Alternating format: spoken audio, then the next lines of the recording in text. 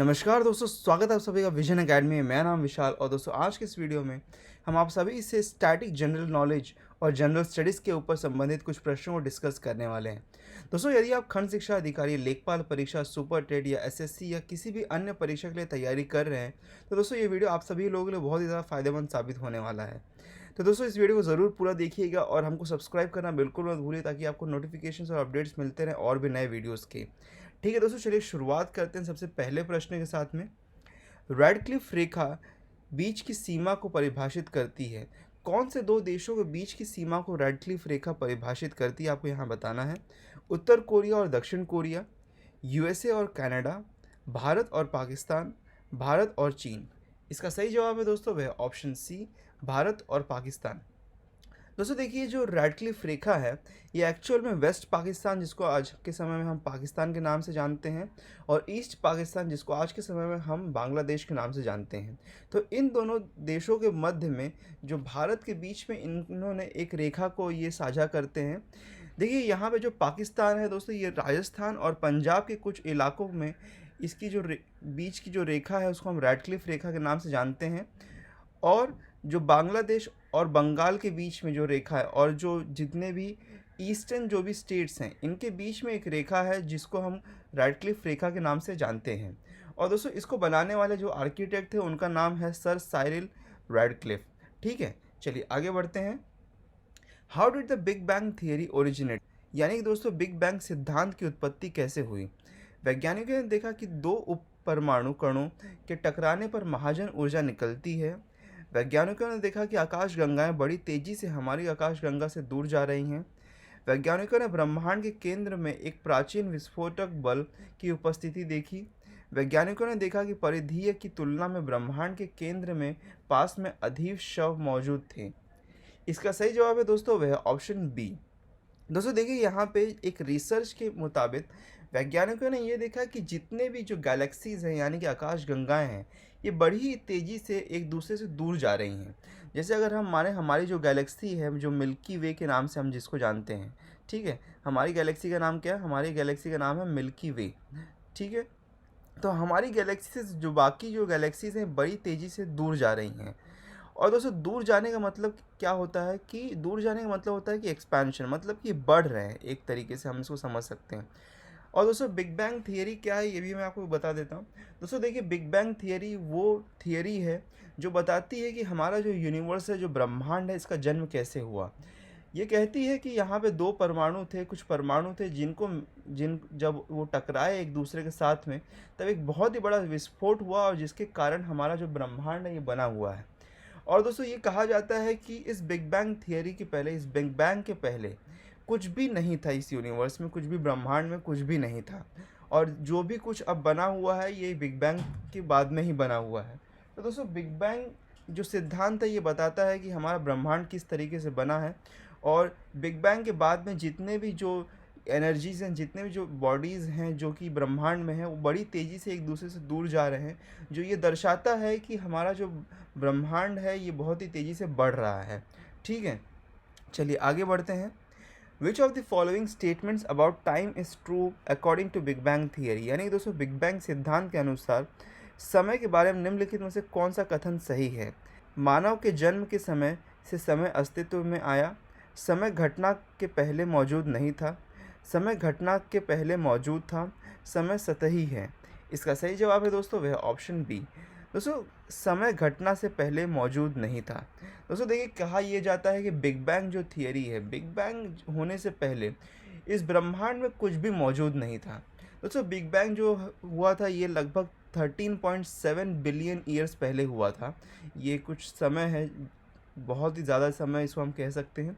13.7 billion years पहले ही big bang हुआ था। और दोस्तों कहा यह जाता है कि बिग बैंग से पहले कुछ भी अस्तित्व में नहीं था, ना कि टाइम भी नहीं था ऐसे समय में। और दोस्तों ऐसा क्यों कहा जाता है, मैं इसके ऊपर भी कुछ रोशनी डालना चाहूँगा। दोस्तों देखिए, इसलिए कहा जाता है ऐसा क्योंकि हमको नहीं पता है एग्जैक्टली कि बिग बैंग के पहले क्या हुआ था।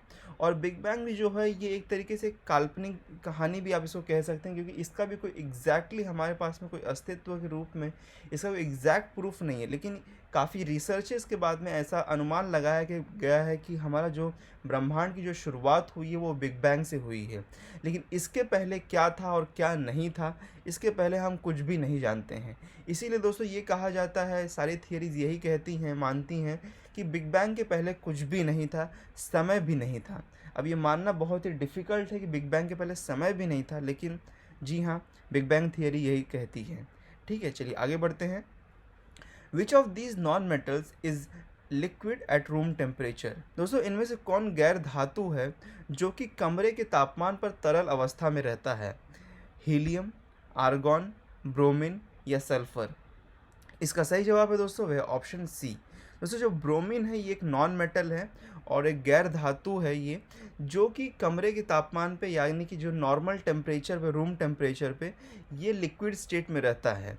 और दोस्तों मैं आपको बताना चाहूँ इसके अलावा जितने भी और नॉन मेटल्स हैं वो या तो सॉलिड फॉर्म में होते हैं या तो गैस के फॉर्म में होते हैं।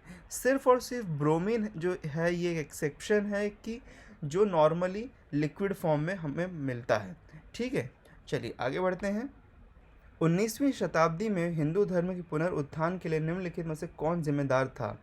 स्वामी दयानंद, स्वामी विवेकानंद, गुरु शंकराचार्य, राजा राम मोहन रॉय? इसका सही जवाब है दोस्तों वह ऑप्शन बी। दोस्तों स्वामी विवेकानंद 19वीं शताब्दी में हिंदू धर्म के पुनरुत्थान के लिए जिम्मेदार थे। यानी कि दोस्तों स्वामी विवेकानंद ही वो पर्सन थे जिन्होंने हिंदू धर्म का पुनरुत्थान शुरुआत की 19वीं शताब्दी में।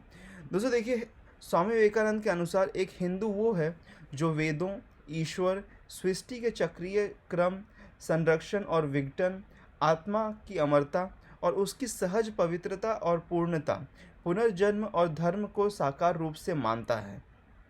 ठीक है, चलिए आगे बढ़ते हैं। विच is the biggest hydro electric power plant in India? दोस्तों यहाँ पे आपको बताना है भारत में सबसे बड़ा जल विद्युत शक्ति संयंत्र यानी कि सबसे बड़ा हाइड्रो इलेक्ट्रिक पावर प्लांट कौन सा है? Bhira hydro electric project, Koyna hydro electric project, Uri hydro electric project या सरदार सरोवर हाइड्रो इलेक्ट्रिक प्लांट? इसका सही जवाब है दोस्तों वह ऑप्शन बी, यानी कि कोयना जल विद्युत परियोजना यानी कि कोयना हाइड्रो इलेक्ट्रिक प्रोजेक्ट। दोस्तों देखिए यहाँ पे कोयना हाइड्रो इलेक्ट्रिक प्रोजेक्ट जो है ये सबसे बड़ा प्रोजेक्ट है, हाइड्रो इलेक्ट्रिक प्लांट है इंडिया में, जिसकी कैपेसिटी है कुल मिला के 1960 यानी कि 1960 मेगावाट्स की इसकी कैपेसिटी है। और दोस्तों इसको बनाया गया है कोयना रिवर पे। ठीक है, कोयना रिवर पे इसको बनाया गया है जो कि महाराष्ट्र में है और सतारा डिस्ट्रिक्ट में ही आता है। ठीक है, महाराष्ट्र के सतारा डिस्ट्रिक्ट में ये आता है। और दोस्तों ये जो प्रोजेक्ट था इसको 1954 में शुरू किया गया था। ठीक है, 1954 में इसको शुरू किया गया था। और दोस्तों बात कर रहे हैं अगर हम हाइड्रो इलेक्ट्रिक पावर प्लांट के बारे में तो कुछ चीज़ों को और भी जान लेते हैं। दोस्तों देखिए जो सबसे पहला पावर स्टेशन था हाइड्रो इलेक्ट्रिक पावर स्टेशन वो सिद्रापोंग हाइड्रो इलेक्ट्रिक पावर स्टेशन था। ठीक है, सिद्रापोंग हाइड्रो इलेक्ट्रिक पावर स्टेशन था जो कि दार्जिलिंग में है। और इसका जो कैपेसिटी है दोस्तों वो 2x65 किलोवाट्स की है। यानी कि यहाँ पे एक्चुअल में दो पावर प्लांट्स हैं जो हर एक पावर प्लांट की जो क्षमता है वो 65 किलोवाट्स की है। और इसकी शुरुआत की गई थी 10 नवंबर 1897 में। और दोस्तों जो इसकी कैपेसिटी थी इसको भी बढ़ाया गया था बाद में 1916 में। 1916 में इसकी कैपेसिटी को बढ़ा के लगभग 1000 किलोवाट तक कर दिया गया था। ठीक है, चलिए आगे बढ़ते हैं। Bauxite is the ore of. दोस्तों बॉक्साइट एक अयस्क है, किसका है बताना है आपको यहाँ पे। आयरन का, एल्युमिनियम का, कॉपर का या सोना का?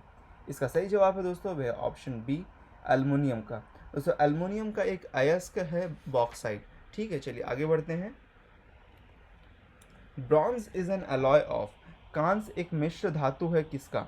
कॉपर और टिन का, कॉपर और सिल्वर का, कॉपर और जिंक का, कॉपर और लीड का? इसका सही जवाब है दोस्तों वह ऑप्शन ए, कॉपर और टिन का एक मिश्र धातु है कांस्य। ठीक है, चलिए आगे बढ़ते हैं। In which among the following years Sabarmati Ashram was establish by Mahatma Gandhi? यानी दोस्तों निम्नलिखित में से किसके बीच साबरमती आश्रम की स्थापना महात्मा गांधी द्वारा की गई थी? 1910, 1912, 1915 या 1917? इसका सही जवाब है दोस्तों वह ऑप्शन सी 1915। दोस्तों देखिए, साबरमती जो आश्रम है ये साबरमती नदी के पास बना हुआ है, जो कि गुजरात में है। साबरमती नदी के पास में इसको बनाया गया है और ये 1915 में बनाया गया था महात्मा गांधी द्वारा। और दोस्तों इसको पहले के समय में, साबरमती आश्रम से पहले इसका नाम था सत्याग्रह आश्रम। ठीक है, सत्याग्रह आश्रम के नाम से ये जाना जाता था साबरमती आश्रम के पहले। ठीक है, और दोस्तों इसको अब के समय में ये गांधी स्मारक संग्रहालय के रूप में भी जाना जाता है, जिसका उद्घाटन जवाहरलाल नेहरू ने किया था 1963 में। 1963 में 10 मई को जवाहरलाल नेहरू ने साबरमती आश्रम का उद्घाटन किया था एक म्यूज़ियम के रूप में, और अब से ये गांधी स्मारक संग्रहालय के रूप में इसको जाना जाता है। ठीक है, चलिए आगे बढ़ते हैं। Which of the following metals is used mostly as the filament of the electric bulbs? यानी दोस्तों निम्नलिखित में से किस धातु का उपयोग ज़्यादातर बिजली के बल्बों में फिलामेंट के रूप में यूज़ किया जाता है? यानी दोस्तों जो भी आप बल्ब देखते हैं, जो कि नॉर्मल बल्ब्स होते हैं, इसके अंदर जो फिलामेंट होता है, जो कि मेटल का जो फिलामेंट होता है जिससे हमारी रोशनी बनती है, वो किससे बना होता है आपको यहाँ बताना है। तांबा से, निकल से, चांदी से या टंगस्टन से? इसका सही जवाब है दोस्तों वह ऑप्शन डी। दोस्तों टंगस्टन से बना होता है ये। और दोस्तों टंगस्टन से क्यों बना होता है इसको भी हम जान लेते हैं। दोस्तों जो टंगस्टन होता है इसका एक्चुअली जो मेल्टिंग पॉइंट होता है सबसे हाईएस्ट होता है। ठीक है, इसका मेल्टिंग पॉइंट बहुत ही हाईएस्ट होता है और इसीलिए दोस्तों इसको यूज़ किया जाता है, क्योंकि इसका मेल्टिंग पॉइंट हाईएस्ट है तो ये दोस्तों गर्म होने बहुत जल्दी गलेगा नहीं, और गलेगा नहीं तो हमारा जो बिजली का बल्ब होगा ये काफ़ी समय तक चलेगा। तो मेल्टिंग पॉइंट इसका बहुत ही ज़्यादा हाई है, इसके लिए यूज़ किया जाता है। और बात कर रहे हैं अगर हम टंगस्टन की, तो टंगस्टन के बारे में बात कर लेते हैं। देखिए दोस्तों, टंगस्टन का जो एटॉमिक सिंबल है वो डब्लू है। डब्लू से इसको रिप्रेजेंट किया जाता है। इसका एटॉमिक नंबर है 74। और दोस्तों इसका एटॉमिक वेट जो है, इसका एटॉमिक वेट है 183.85, जिसको आप लगभग 184 भी मान के चल सकते हैं। ठीक है, चलिए आगे बढ़ते हैं। Japanese art ikebana is related to which of the following? यानी दोस्तों जापानी कला ईके बाना निम्नलिखित में से किससे संबंधित है? रेत कला से, फूलों की व्यवस्था से, कागज मोड़ने से, पेड़ काटने से? इसका सही जवाब है वह ऑप्शन बी, फूलों की व्यवस्था से। दोस्तों देखिए, ईके बाना जो है ये एक जापानीज़ कला है एक्चुअल में, जिसमें हम फूलों की व्यवस्था से संबंधित है ये, और इसको कार्डो नाम से भी जाना जाता है। ठीक है, इसको कार्डो नाम से भी जाना जाता है, और ये 7वीं शताब्दी में इसकी शुरुआत की गई थी। ठीक है, कब से शुरुआत की गई थी इसकी? 7वीं शताब्दी से। ठीक है, चलिए आगे बढ़ते हैं। The Mandal commission was constituted during the tenure of which among the following prime minister? यानी दोस्तों मंडल आयोग का गठन निम्नलिखित प्रधानमंत्रियों में से किसके कार्यकाल के दौरान किया गया था? इंदिरा गांधी, मोनार्जी देसाई, राजीव गांधी या वीपी सिंह? तो दोस्तों इसका सही जवाब है वह option B, Morarji Desai. Which is the India's longest railroad bridge? यानी दोस्तों भारत में सबसे लंबा रेल रोड ब्रिज कौन सा है? बोगीबिल ब्रिज, विक्रमशिला सेतु, भूपेन हजारिका सेतु, बांद्रा वर्ली समुद्र लिंक, यानी कि बांद्रा वर्ली सी लिंक? ठीक है दोस्तों, इसका सही जवाब है वह ऑप्शन ए, बोगीबिल ब्रिज। दोस्तों देखिए, यहाँ पे बहुत ही इंपॉर्टेंट पॉइंट है ये एक्चुअल में, और हाल ही का एक बहुत ही इंपॉर्टेंट प्रश्न है। तो ये करंट अफेयर्स में भी संबंधित है, कि शायद से आपको ये प्रश्न जो है ये करंट अफेयर्स में भी देखने को मिल सकता है, लेकिन थोड़ा सा पुराना प्रश्न है तो संभावना कम है कि करंट अफेयर्स में आएगा। लेकिन दोस्तों ये जीके का बहुत इंपॉर्टेंट प्रश्न है। दोस्तों भारत में सबसे लंबा रेल रोड जो ब्रिज है, यानी कि रेल और रोड साथ में वहाँ पे चल सकते हैं, तो रेल रोड जो ब्रिज है, जो भारत का सबसे लंबा ब्रिज है, वो है बोगीबिल ब्रिज। और दोस्तों इसको बनाया कहाँ गया है? इसको बनाया गया है आसाम में। ठीक है, आसाम में इसको बनाया गया है, और जिसका उद्घाटन किया था पीएम नरेंद्र मोदी ने 25 दिसंबर 2018 को। 25 दिसंबर 2018 को पीएम नरेंद्र मोदी ने इसका उद्घाटन किया था।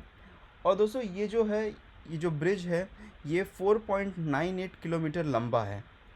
ठीक है, सबसे लंबा ब्रिज है और 4.98 किलोमीटर इसकी लंबाई है। और दोस्तों ये बहुत ही इंपॉर्टेंट ब्रिज है इंडो चाइना के विषय से भी लेके, क्योंकि दोस्तों इंडो चाइना जैसे कि हम जानते हैं कि इंडिया और चाइना के बीच में, अरुणाचल प्रदेश के बीच में एक हमेशा तनाव का स्थिति रहती है। तो दोस्तों इसके डिफेंस को भी लेके ये बहुत ही महत्वपूर्ण ब्रिज है। ठीक है, चलिए आगे बढ़ते हैं। Where is the first railway university of India started, यानी दोस्तों भारत का पहला रेलवे विश्वविद्यालय कहाँ शुरू किया गया है? बैंगलोर में, जमशेदपुर में, वडोदरा में या कानपुर में? इसका सही जवाब है दोस्तों वह ऑप्शन सी, वडोदरा में इसकी शुरुआत की गई है। दोस्तों देखिए, जो फर्स्ट डेडिकेटेड जो यूनिवर्सिटी है, जो सिर्फ और सिर्फ रेलवे यूनिवर्सिटी बनाई गई है, एक बहुत ही इंपॉर्टेंट यूनिवर्सिटी है, एक्चुअली भारत का सबसे पहला रेलवे यूनिवर्सिटी है ये। इसको वडोदरा गुजरात में बनाया गया है और जिसका उद्घाटन 15 दिसंबर 2018 को किया गया था। ठीक है, 15 दिसंबर 2018 को इसका उद्घाटन किया गया था। और दोस्तों ये जो यूनिवर्सिटी है इसका नाम है नेशनल रेल ट्रांसपोर्टेशन इंस्टीट्यूट, यानी कि इसका शॉर्ट फॉर्म में इसको हम नेशनल रेल ट्रांसपोर्टेशन इंस्टीट्यूट यानी कि NRTI के नाम से भी इसको हम जानते हैं। ठीक है, चलिए आगे बढ़ते हैं। अंडमान और निकोबार द्वीप में रॉस द्वीप का नाम क्या रखा गया है? दोस्तों यहाँ पे आपको बताना है कि अंडमान निकोबार द्वीप में रॉस द्वीप जो था इसका नाम वापस से रीनेम किया गया है, तो इसको क्या नाम दिया गया है? शहीद द्वीप, स्वराज द्वीप, नेताजी सुभाष चंद्र बोस द्वीप, सावरकर द्वीप? इसका सही जवाब है दोस्तों ऑप्शन सी, नेताजी सुभाष चंद्र बोस द्वीप। दोस्तों देखिए, पीएम नरेंद्र मोदी जब 30 दिसंबर 2018 को जब पोर्ट ब्लेयर गए थे, अंडमान निकोबार की एक यात्रा पे गए थे, तब उन्होंने रॉस द्वीप का जो नाम था इसको बदल कर नेताजी सुभाष चंद्र बोस द्वीप रखा था। और दोस्तों उसके साथ में ही कुछ अन्य और द्वीपों का नाम भी बदला गया था। कुल मिला के उस समय 3 द्वीपों का नाम बदला गया था। तो रॉस द्वीप का नाम बदला गया था नेताजी सुभाष चंद्र बोस के नाम पे। और दोस्तों यहाँ पे देखिए, जो नील द्वीप था, एक नील द्वीप था, इसका नाम बदल के रखा गया था शहीद द्वीप। ठीक है, नील द्वीप का नाम रखा गया था शहीद द्वीप। और हैवलॉक द्वीप का, ठीक है, एक द्वीप है वहाँ पे जिसका नाम है हैवलॉक द्वीप। हैवलॉक द्वीप का नाम रखा गया था स्वराज द्वीप। तो दोस्तों ये 3 द्वीपों का, आइलैंड्स का नाम बदल के नया नाम रखा गया था।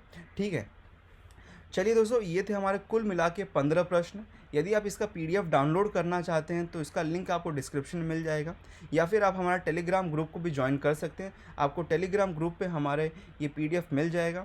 और दोस्तों और भी ऐसे वीडियोस के लिए हमको सब्सक्राइब करना बिल्कुल मत भूलिए, और दोस्तों नोटिफिकेशन बटन को दबा दीजिए ताकि आपको नोटिफिकेशन और अपडेट्स मिलते रहें। दोस्तों फेसबुक, इंस्टाग्राम, ट्विटर इत्यादि पे भी हम उपलब्ध हैं, तो इस पर भी आप हमको फॉलो कर सकते हैं नोटिफिकेशन और अपडेट्स के लिए। तो चलिए दोस्तों मिलते हैं हम आपसे एक दूसरे वीडियो में, तब तक के लिए गुड बाय।